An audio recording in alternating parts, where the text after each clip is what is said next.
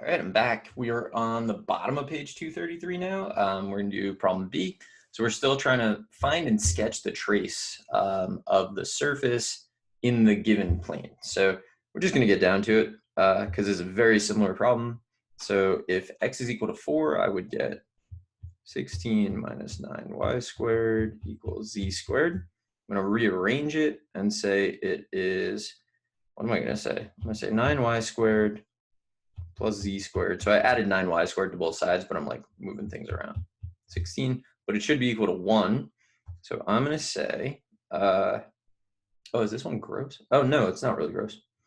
Y squared. So it's 9y squared over 16. I'm going to make it over 4/3 squared. So look at that for a second if you don't follow what I did.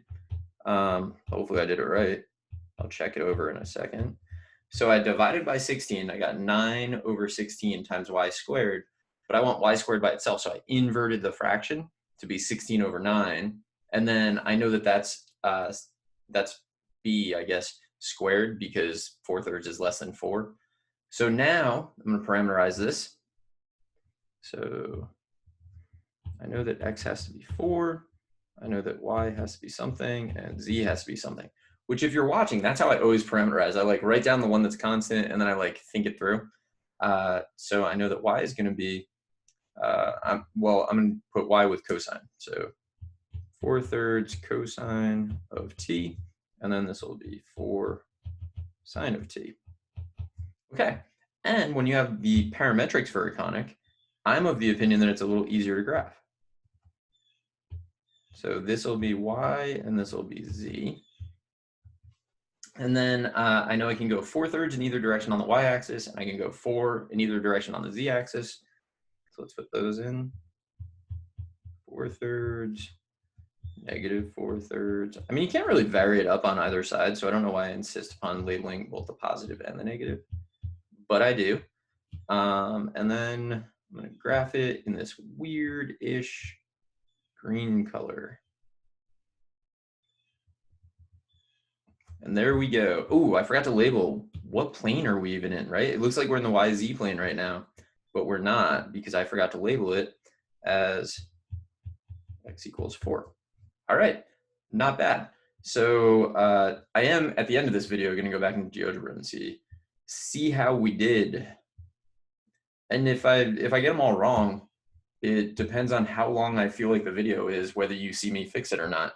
I might just scrap the whole thing and do it again. So this will give me x squared minus, so I have to do like 9 times 16, but it's easier. 9 is 3 times 3 and 16 is 4 times 4. I think it's easier to do 12 times 12 to get 144. I mean, 9 times 16 isn't like the craziest. It's not the craziest multiplication you'll ever do in your life, but like think about those sorts of things. So x squared minus z squared equals 144. So I subtracted z squared and I added 144. Divide through, get x squared over 144 minus z squared over 144 equals 1. So this is going to be a nice looking hyperbola because it's like equal somethings on the x and z axes. Let's parameterize. Equal distribution. I don't know. It's like a circle, right? It's got like the same like radius for x and z. I don't know why I'm obsessed with like trying to come up with that word, but I'm sure there is a word for it.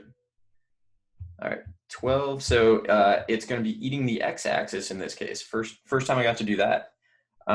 So 12, and then that's got to go with secant because it goes first, and then this will be 12 tangent because you're using secant squared minus tan squared equals 1. You could do cosecant squared minus cotan squared equals 1, but like that's just not a thing that I like to do. I like to use the non-co functions. I like to use the originals. All right, and then I'm going to graph this. I'm going to try not to forget. So I'm in the plane y equals 4. I wonder if the mic is picking up the bird that is going nuts outside, just screaming its head off. This will be x, and this will be z. And then I can go 12 this way, 12 this way, 12 this way, and 12 this way. So I'm going to put a dot, a dot, a dot, a dot. You could completely dot in the asymptote box, or you can just do the corners, which is what I kind of prefer to do because I think it just looks a little bit cleaner, but it doesn't actually matter, right? Because they're dotted lines, so they're not like a part of the graph. They're just there to help you make your graph. And then, so it's eating the x-axis, so it's going to go like this. And it's good that I went going right over my labels like this. What the? It's like I really wanted to, for some reason, intersect that point. That happens. You can't control it. Like, you know, your brain's just like, I see a point and I'm going to put this curve through it. So watch out for that. Then we get that. So you could actually like go through and find all 7 things for these conic sections. I'm not doing that, but we could, because it's always a good idea. Like you never want to be too far from the last time you reviewed your 7 things about the conics. And I feel like at this point, you're probably getting kind of far from that. So take a second, relax, review it. X squared minus 9y squared. X squared minus 9y squared equals 9. Let me just check and make sure that's right. Yes. All right, here we go. I'm going to divide by 9. Minus y squared equals 1. Let's parameterize this thing. X will be some, am I too close? I'm too close to the side. Hold on, let me, ew. I made a dot instead of copy. I keep doing it. See that little dot? I'm supposed to be like long, what's happening? I'm trying to like long press so that I can like copy and move it. Can't do it. My brain cannot do it right now. All right, so I'm gonna delete this. That's weird. I would say like generally speaking, I'm capable of doing that. I'm gonna do it over here. I mean, generally speaking, but I have not proved it. -3, 3tan of t, and secant of t. All right, that's the whole thing. So now, here, thank goodness these are all centered at the origin. I don't know what we would be doing otherwise. I mean, we'd be doing more work, but I don't want to do that more work is what I'm saying. All right, so why did I change my color there? All right, so I can go 3 on the x-axis and 1 on the y-axis. So let's say 3, -3, 1, -1. I'm putting the dots because it's a hyperbola.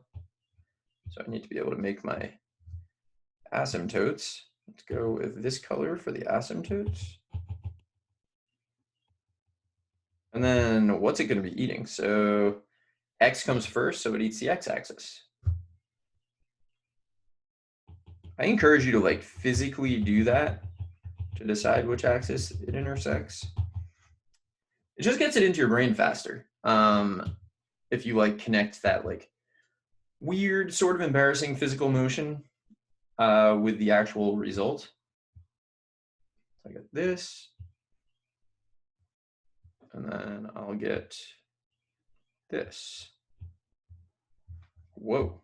Okay, almost dropped my iPad. All right, I think that's it. So if you were just here for those notes, you are done. If you are here to see if we got it right and to learn a little bit extra, I'm going to switch over to GeoGebra, and I'm going to plot all this and find out if we got it right. So here we go. I'm going to choose 3D calculator. And I will graph the original surface, which is x squared minus 9y squared equals z squared. Okay, cones, or a cone, but it's on its side this time, still a cone. Here we go, curve, 4 comma 4/3 of cosine of t, comma 4 sine of t, t 0 to 2 pi. That looks good. Look at that, definitely the cross section. I'm gonna do the thing, so I'm gonna click up here. I'm gonna choose Move Graphics View, And then over here, just click once and it changes to this like up and down thing. And I can move it up so that I'm seeing more. And then once I'm done with that, I usually click here. Just get out of that tool because otherwise you'd like move the whole thing and you can never really orient it correctly again. I'm gonna graph the next one. So curve, what do we got? 12 secant of t, comma, 4, comma, 12 tan of t, comma t, and I'm going 0 to 2 pi because I don't want to think about it. So I get this, can't see it because I'm zoomed in too far, like way too far. Here we go. And that also looks good. And then finally, curve again, 3 tan of t, comma secant of t, comma -3 t, 0 to 2 pi again. So we get this. And that, actually that one looks wrong. Oh, that's unfortunate. Why is that wrong? Was equal to 9 divided by that. I got that. 3. I don't really know. Why is that wrong? X squared minus 9y squared equaled 9. Then I divided through by 9. I got x squared over 9 minus y squared equals 1. So I made x, oh man, I made x equal 3 tan of t. That's a mistake. I hope you're actually holding on here. All right, so secant of t. You probably already noticed that. You probably, when you're doing it on your own, you're like, nope, man. And if only you were here, you could have told me that. Press enter here. Ah, there you go. That's satisfying. All right, I hope everybody hung on because I got to go back. I'm gonna a new share. Got to go back to my notes, and I got to fix that. So here you go.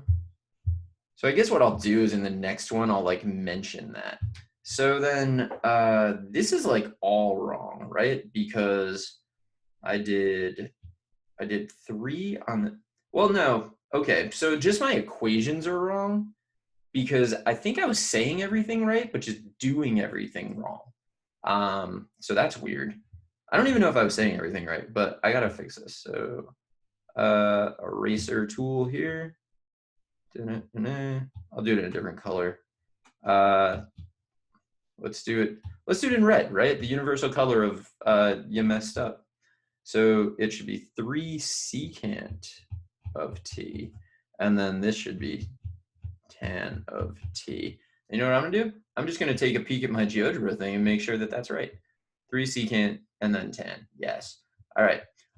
So what I'll do, I guess, at the beginning is I will mention to everyone who just dipped out of this video when I said you could that I made a mistake. I went back and fixed it. So if you're here until the end, you're going to also hear me do that part. So I apologize for that, but I hope you are finding these helpful anyway, and I will see you in the next one.